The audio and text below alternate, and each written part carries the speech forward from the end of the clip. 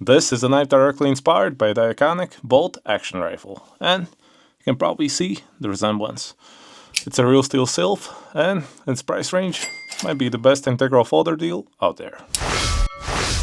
First off, let's talk about the build, as it seems a bit unusual, and it's because, in a way, it is. As you can see, the handle is actually double folded, meaning it's made from a single sheet of metal, and it's folded like this to form the handle, which makes it incredibly sturdy.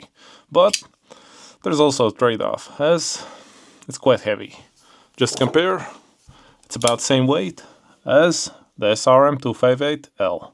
And when comparing the size, yeah, the difference is quite visible. But then again, the handle does feel super sturdy, and combined with the ball bearings, the blade shoots out like a rocket.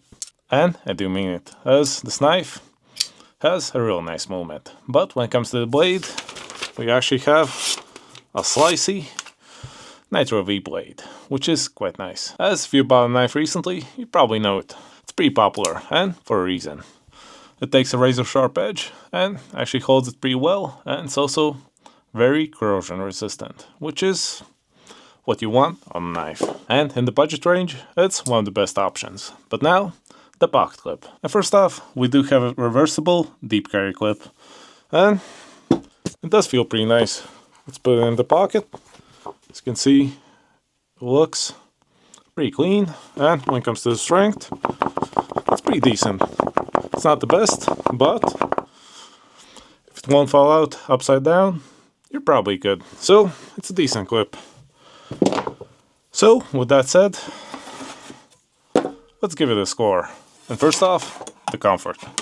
And when it comes to that, it does feel a bit unusual, and to start off, I did have mixed feelings, as due to the rounded off surface right here, feels a bit weird. I had the feeling as if it will turn in my hand, and it is a bit slippery, but it's also not that bad.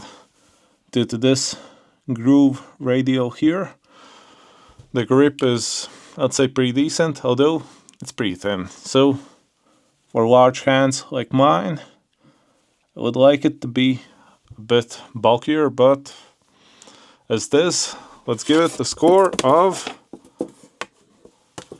6, which is not bad, but could be a bit better.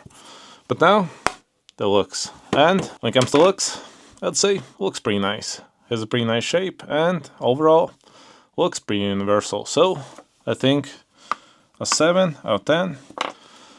Yeah, sounds right. So now, practicality. And when it comes to that, the blade feels super slicey, and the overall build is pretty sturdy, but when applying more pressure, feels a bit slippery, could be a bit bulkier, and because of that, and some other reasons I mentioned before, let's give it a 6 out of 10. It's pretty decent. But now, for the value. And when it comes to that, considering it's under 70 bucks and you get Nitro-V plus a pretty solid build, I'd say a solid 7 out of 10 is pretty justified, as it's a pretty decent deal, but there are also some pretty decent alternatives in the same price range, although none of them look quite like this one. So I think it's pretty justified. And 6767 gives us a total of 26 out of 40, which is not the best result, but it's also not that bad. It's pretty nice. For others, it might be a bit better. I have large hands, so it's a bit small for me. Yeah. But other than that, still feels pretty solid. It's a pretty solid knife, so if you want to pick one up, I'll leave the links in the description. And yeah, if you liked the review, leave a like, subscribe, and see you next one. Bye!